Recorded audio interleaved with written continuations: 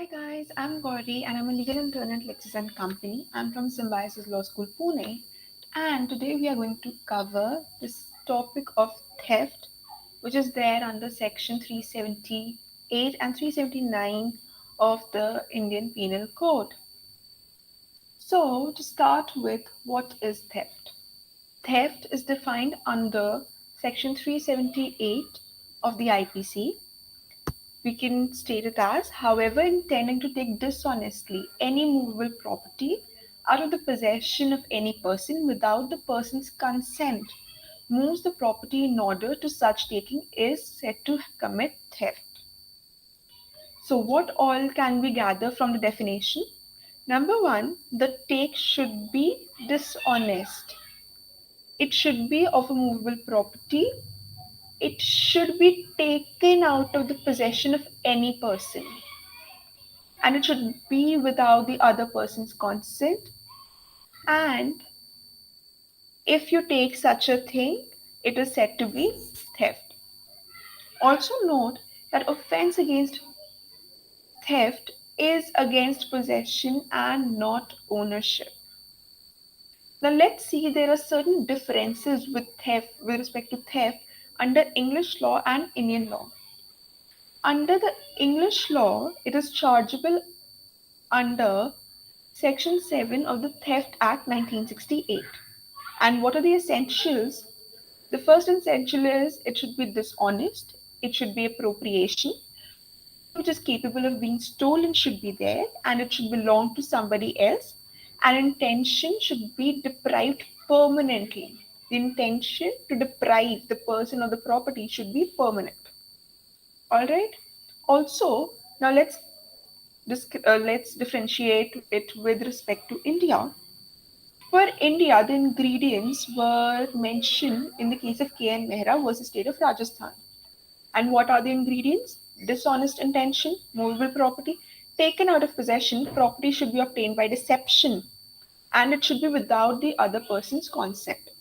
One of the major differences is in under English law, it should be a permanent deprivation. And under Indian law, it can just be taken out. The deprivation must not be permanent. It is not compulsory that it is permanent. Also, Stridhan, which is given to a female under Hindu law when she is marrying a person, that is an exclusive property of the wife. Though husband and wife are considered as one under the criminal code, but when it comes to Stridhan, if the husband takes away the Stridhan, he is liable of theft. Okay, so now let's talk about movable property. What is a movable property? Anything which can be taken from one place to another and it is not completely in the ground, it is not completely grounded, right? That's movable property. Now we have the explanation one to section 378 that says that if there are trees standing in a field, they are to be considered as a non-movable property. But if you cut the trees and you take them away, if you cut the trees, they become movable property. That is, earlier they were attached to the earth, so they were not movable, and now when you cut them, they are considered as movable property. Also, when you plow mud from a field is a non-movable property, but it is an immovable property. But if you plow and you take the mud out, you take it out, then it is considered as theft because the mud plot is a movable property now. The section 378 it talks about possession. Now, what does possession mean and how is it different from custody? When you have possession of a property, what can you do? You have the same rights to deal with that property as the owner of the property would have had. All right. But when you have the custody, you do not have any other rights. You just have the right to keep the property safe. That's the only right that you have.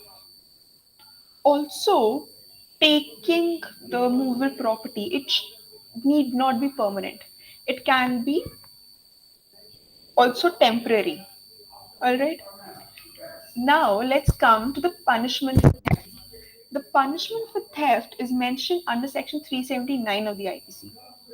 What does it say? It says any person who commits theft, he or she shall be punished with imprisonment of either description for a term which may extend to 3 years, that is punishment for up to 3 years, or with fine, or with both, that is imprisonment up to 3 years, fine, or with both.